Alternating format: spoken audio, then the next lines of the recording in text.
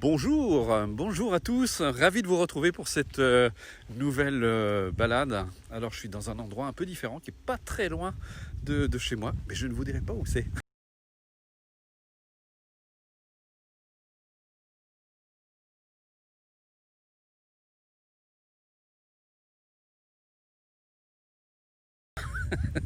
Voilà, en tout cas j'espère que vous allez bien.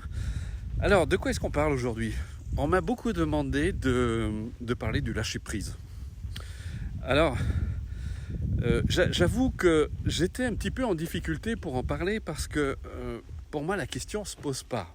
Et vous allez comprendre pourquoi. D'ailleurs, j'ai toujours trouvé ça un peu surprenant qu'on propose des stages sur le lâcher-prise. Parce qu'en fait, vous allez comprendre, c'est assez simple en réalité, le lâcher-prise. Le lâcher-prise, vous ne pouvez lâcher prise que si vous avez conscience que vous vous attachez. Que vous vous attachez au passé, que vous vous attachez à une relation qui est devenue destructrice, vous vous attachez à un travail dans lequel vous ne vous plaisez plus. Il y a toutes sortes de choses qui font et qui finissent par générer des tensions. On va prendre un exemple très concret. Alors je fais attention parce qu'il y a beaucoup de pierres par terre, donc si vous me voyez baisser le regard, c'est normal. Imaginons que justement vous êtes dans une situation genre relation et vous n'êtes pas très heureux. Vous sentez qu'à un moment, il y a de plus en plus de mal-être, il y a de plus en plus de souffrance. Et comme disait Mathieu Ricard lui-même, il disait lorsque la somme des souffrances que l'on a à être ensemble supplante la somme des plaisirs que l'on a à être ensemble, il faut arrêter.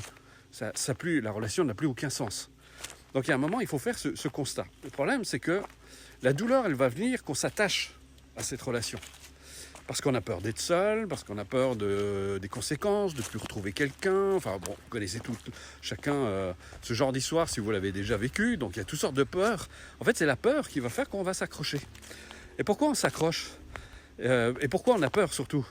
Mais tout simplement parce qu'on n'a pas conscience que c'est nous qui créons notre bonheur. En fait, on laisse notre bonheur dépendre des circonstances extérieures et des autres. Et on ne réalise pas que c'est nous qui créons notre bonheur.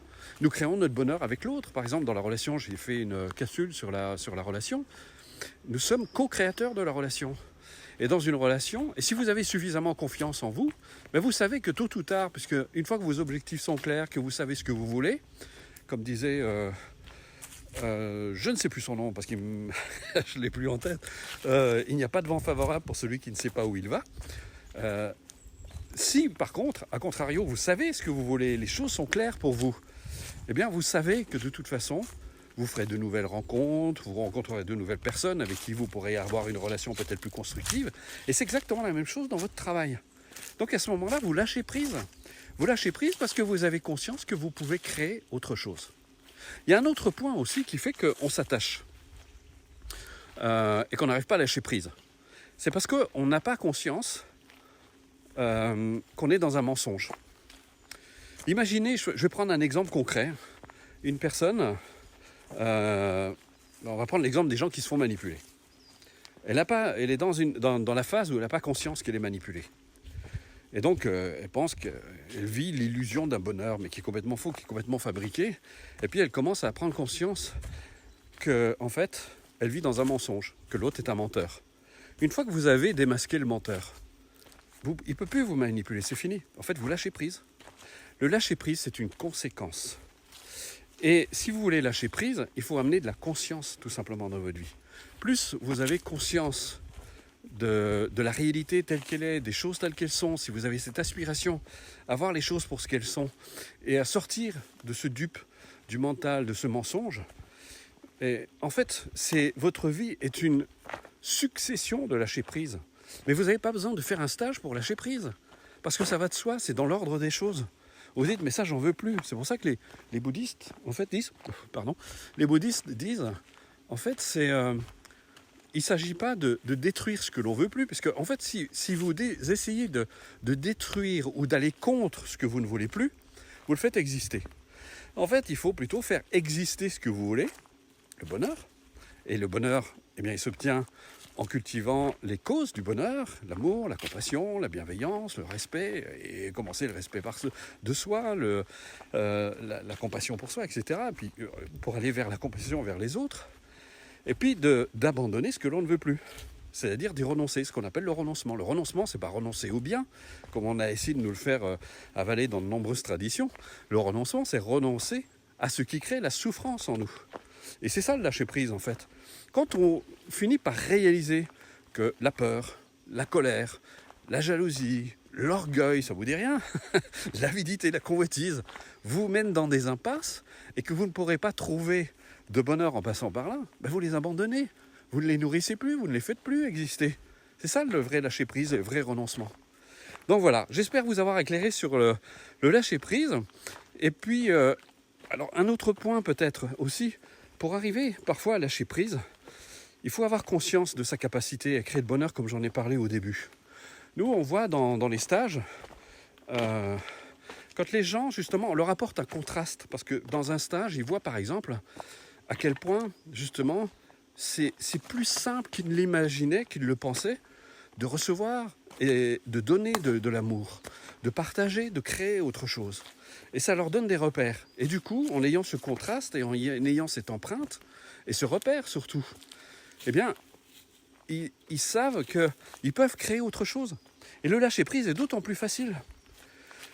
Donc voilà, donc par la force de la méditation, alors si, je ne peux pas être très complet parce que j'ai déjà donné tellement de vidéos sur différents sujets et je vous conseille d'aller sur les balades de Bruno parce qu'il y a déjà beaucoup de sujets qui ont été abordés, notamment sur la méditation, ce qu'est vraiment la méditation, sur l'instant présent, sur des histoires, sur toutes sortes de sujets que j'ai développés, donc qui compléteront, pour ça je n'ai pas besoin d'aller dans le détail ici. Mais j'espère que vous avez compris que plus vous allez mettre de conscience et plus vous allez avoir conscience de votre façon de penser, de votre façon d'agir, de votre façon de vous exprimer, ce sera d'autant plus facile de l'abandonner. Parce que comme je le répète, encore et encore, vous ne pouvez pas espérer avoir des résultats différents de ceux que vous avez obtenus jusque-là si vous continuez à penser, à agir et à vous exprimer comme vous l'avez toujours fait. Si vous faites une soupe qui n'est pas bonne, c'est parce que vous n'avez pas mis les bons ingrédients, la bonne dose, etc. Donc il faut en changer. Si vous voulez une bonne soupe, eh bien c'est toute une manière de faire. Mais c'est pareil pour votre vie. C'est pas plus compliqué que ça. Mais quand je dis pas compliqué ou plutôt simple, j'ai pas dit que c'était facile. Ça va demander de votre part justement de la réflexion, de l'attention, et petit à petit vous allez pouvoir changer. Mais je le répète, ce n'est que lorsque vous avez conscience de votre façon de penser actuelle, de votre façon d'agir actuelle, de votre façon de vous exprimer actuelle, et que vous voyez que le résultat, ça veut dire résulte de, je le répète encore une fois, c'est un aboutissement, eh bien, vous n'avez pas ce que vous désirez. Mais c'est à partir de là seulement, une fois que vous avez conscience de ça, que vous pouvez en changer. C'est aussi simple que ça. Donc vous lâchez prise de tout ça, vous l'abandonnez pour permettre à autre chose d'exister. Quelque chose que vous allez créer vous-même, parce que vous allez amener. Et c'est pour ça que je dis le moment le plus important, c'est celui que vous vivez maintenant, parce que c'est maintenant que vous plantez les graines qui vont fleurir demain. Voilà.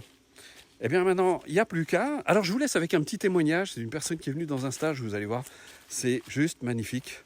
C'est juste pour vous montrer ce que les gens peuvent réaliser à travers un stage, parce qu'ils sont dans un environnement particulièrement approprié pour découvrir ce qu'ils sont, découvrir leur véritable nature. Voilà, alors je ne sais pas si vous goûtez au décor qui m'entoure, mais c'est juste magnifique parce que moi je le vois aussi. Alors il faut que je fasse attention parce que c'est très pierreux, donc si je me prends, si vous voyez, hop là, vous voyez justement, il fallait bien que je le fasse quand même. Donc voilà. Et puis, bon, je vais pas me casser la figure, donc je vais arrêter là parce qu'il y a de plus en plus de pierres, ça devient de plus en plus périlleux. Et puis, je vous dis à une prochaine balade. Et puis, je vous embrasse fort. On se dit à bientôt dans une prochaine balade, ou peut-être dans un stage, dans un cours. Allez savoir. Allez, au revoir et bonne journée. J'avais beau en avoir entendu parler, je m'attendais pas du tout à ça. Je m'attendais pas du tout à vivre ça. Je connaissais un peu la théorie, mais en pratique c'est complètement différent. Il y a une symbiose entre nous, il y a un esprit, c'est inqualifiable. les échanges qu'on peut avoir sans se parler, le fait d'être en silence, c'est super riche parce qu'il n'y a pas de blabla, on ne cherche pas à meubler, on ne cherche pas à combler les vides. Il y a plein de choses qu'on ne peut pas se dire, du coup on ne les dit pas, on les garde pour nous et on va droit à l'essentiel.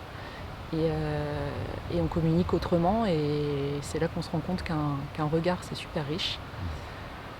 Et je ne pensais pas pouvoir partager ça avec de parfaits inconnus et des gens que j'aurais sans doute jamais côtoyés dans la vie de tous les jours.